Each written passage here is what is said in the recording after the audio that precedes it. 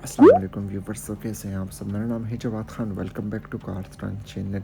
Viewers, अगर आप लोगों के पास 26 लाख रुपए हैं सो इसी बजट में आप लोगों को मिल सकती हैं टोयोटा की तरफ से एक 5 सीटर मिनी एमपीवी जो कि है टोयोटा राम। ये राम की सेकंड जनरेशन है जिसकी प्रोडक्शन 2003 से लेकर 2011 तक हुई है। और आज जो मैं आप लोगों के लिए मॉडल लेके आया हूँ ये 2006 का मॉडल है। टॉप ऑफ लाइन वेरिएंट है और जापान की इंपोर्ट है। बताता चलूँ, ये फेसलिफ्ट वाली शेप है और इसमें लगा हुआ है एक 1.5 लीटर का engine with automatic transmission. Look wise भी गाड़ी अच्छी है और अगर आप लोगों को कम पैसों में अच्छी गाड़ी चाहिए तो ये आपके लिए बेहतर ऑप्शन हो सकती है। ऊपर से ये स्लाइडिंग डोर्स के साथ है। फैमिली के लिए तो ये बिल्कुल परफेक्ट है।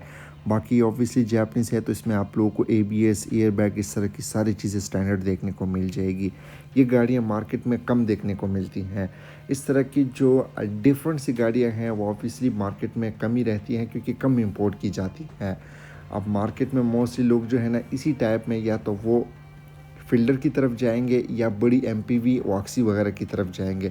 खैर ये तो कम बजट में एक 5 सीटर है तो आप लोगों को अच्छे ऑप्शंस के साथ मिल रही है। जो लोग गाड़ियों को समझ सकते हैं उनके लिए एक बेहतर ऑप्शन है। ये फोर सेल, इसकी आस्किंग डिमांड 26 लाख रुपए है और ये आप लोगों को मिलेगी new Etihad car centre, ring road Peshawar वालों के पास। इनकी जो भी डिटेल्स है वो आप लोगों को उनके डिस्क्रिप्शन बॉक्स में मिल जाएगी। फ्रंट लुक की बात की जाए तो राम की ओवरऑल फ्रंट लुक बिल्कुल जापानीज़ की जो एक्स या जी रोल आती है उससे थोड़ी बहुत मिलती है। ओवरऑल लुक सिंपल से है लेकिन प्रीमियम लुक देने के लिए यहाँ पे हल्का फुल्का क्रोम का भी यूज़ हुआ है। फिर ये है भी top of the line variant. इसके फ्रंट बॉनट के ऊपर यहाँ पे 2 कलर लाइन्स का भी यूज़ हुआ है जो कि इसके ओवरऑल बॉडी पे भी कंटिन्यू दिखने में अच्छी लुक भी प्रोवाइड करती हैं। फ्रंट साइड पे राम का लोगो मिल जाता है और इसकी जो फ्रंट ग्रिल है यहाँ पे भी क्रोम का यूज़ किया गया है थोड़ी बहुत प्रीमियम लुक देने के लिए। इसके हेडलाइट्स क्रिस्टल क्लियर हैं।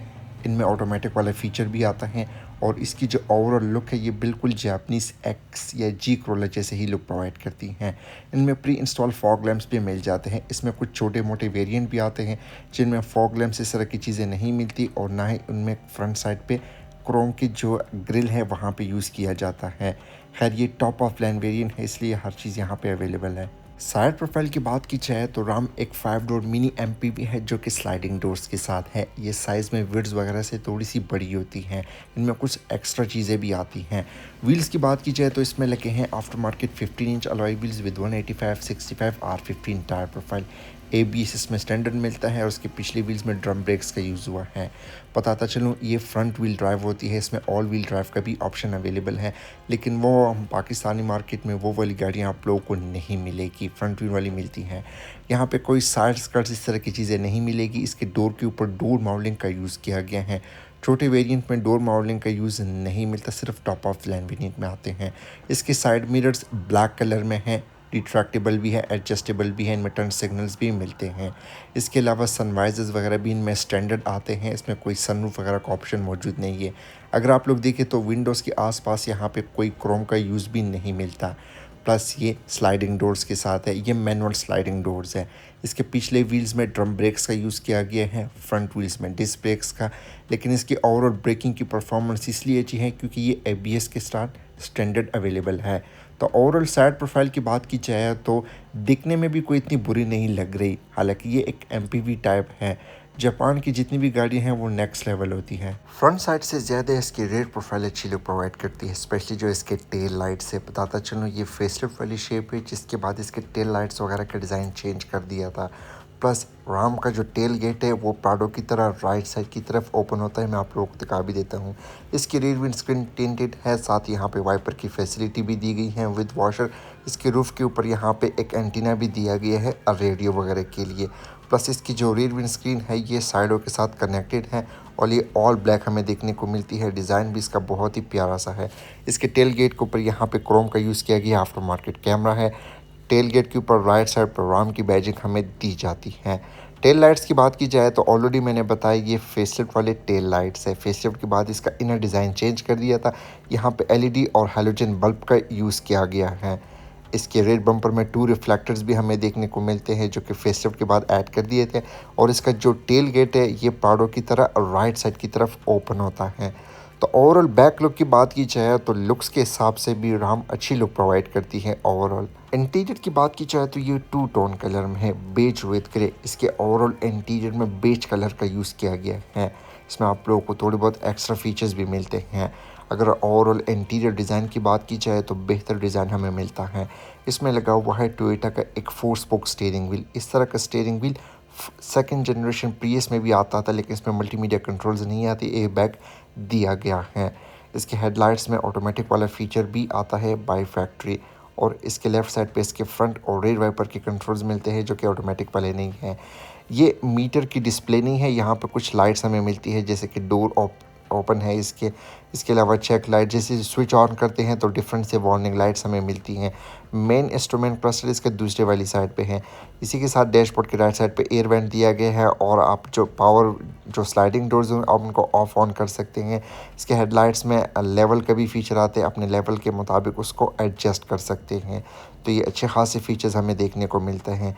उसी के साथ यहाँ पे कप होल्डर या बोतल होल्डर का भी ऑप्शन देखने को मिल जाता है, और नीचे वाली साइड पे भी एक पावर बटन दिया गया है जो इसके स्लाइडिंग डोर्स है उसके रिलेटेड।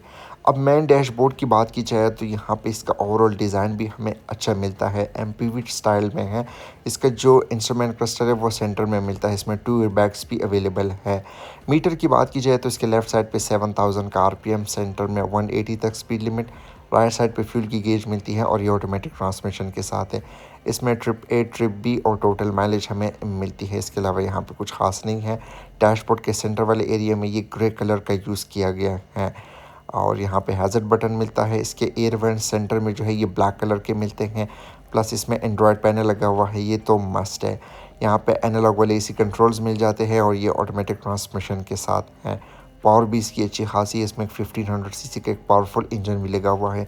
एसी कंट्रोल्स हमें मैनुअल एनालॉग वाले मिलते हैं, और बाकी ये डीफॉगर वगैरह जो नॉर्मल सी गाड़ी में भी चीज़ें आती हैं। एसी की परफॉर्मेंस भी हमें अच्छी मिलती है। यहाँ पे सिगरेट लाइटर का ऑप्शन मिल जाता है, पिट से एक ट्रे दी गई है, और यहाँ पे भी एक बड़ी सी ट्रे देखने को मिल जाती है। ये यहाँ पे बाय फैक्ट्री इसमें कारपेट भी आया हुआ है, ग्लव बॉक्स नॉर्मल से साइज़ का हमें देखने को मिलता है, और रियर व्यू मिरर भी बिल्कुल बेसिक से ही दी गई हैं, और उसी के साथ यहाँ पे कैबिन लाइट्स दी गई हैं जो कि हैलोजन बल्ब के साथ है। ड्राइवर और पैसेंजर के लिए 2 बड़े से सनशेड्स भी दिए गए हैं विद वायलेट मिरर, लेकिन इसमें अगर लाइट होती तो फिर और भी अच्छा होता, लेकिन खैर ये चीज़ें हम कंसिडर नहीं करते। फ्रंट सीट्स की बात की जाए तो इसके फ्रंट सीट्स फैब्रिक की फिनिशिंग के साथ है। सीट्स का कंफर्ट भी अच्छा है। ऑलरेडी मैंने बताया था कि ये एक एमपीवी टाइप गाड़ी है, तो सीट्स यहाँ पे अच्छे होने चाहिए क्योंकि लोग ये फैमिली के लिए लेते हैं। सीट्स का डिज़ाइन भी हमें बेहतर मिलता है, और इसके जो सीट्स है ये 3 में मैनुअली एडजस्टेबल है, हाइट को भी कंट्रोल कर सकते हैं। फ्रंट डोर कार्ड्स की बात कीजिए यानी ड्राइवर्स के कंट्रोल्स की, तो इसके डोर कार्ड्स भी बहुत ही अच्छी लुक प्रोवाइड करती है। यहाँ पे ये फैब्रिक का डिज़ाइन यूज़ किया गया है, और कंडीशन थोड़ी सी रफ हमें मिलती है। साइड विंडोज़ वगैरह इसकी पावर्ड है, उसी के साथ यहाँ पे साइड मिरर के कंट्रोल्स भी दिए गए हैं, रिट्रैक्टेबल एडजस्टेबल भी है। नीचे वाली साइड पे स्पीकर ग्रिल दी गई है, थोड़ी सी स्टोरेज स्पेस भी हमें मिल जाती है। रेयर कैबिन की बात की जाए तो यहाँ पे भी इजीली 3 लोग कंफर्टेबली बैठ सकते हैं। इसकी लेग स्पेस और हेडरूम भी हमें बेहतर ही मिलती है। इसके अलावा सीटिंग कैपेसिटी की बात की जाए तो वो यहाँ पे आप देख सकते हैं, मैं पर्सनली ख़ुद बैठा हूँ। अगली वाली सीटें बिल्कुल मैंने पीछे की हुई है।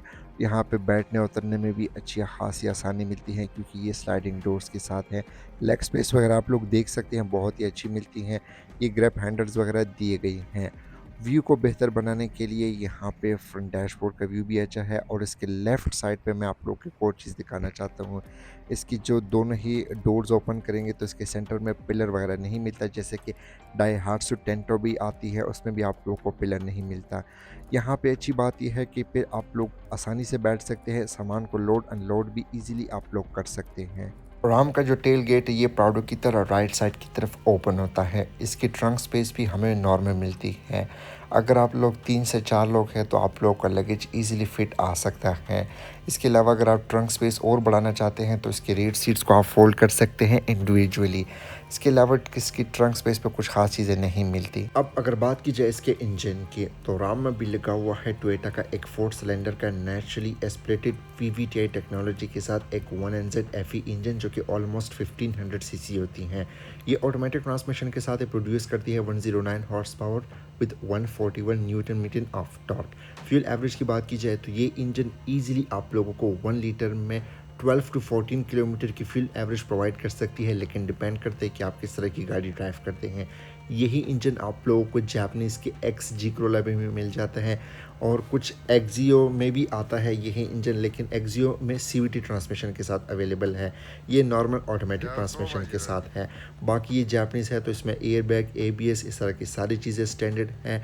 माइलेज वगैरह टोयोटा के लिए कुछ भी नहीं है, मेंटेनेंस कॉस्ट भी इनकी कम आती है, मैकेनिक वगैरह इजीली समझ जाते हैं, पार्ट्स वगैरह तो गली गली से भी इन इंजन्स के मिल जाते हैं, क्योंकि ये इंजन्स बहुत सारी गाड़ी में आप लोगों को मिलते हैं।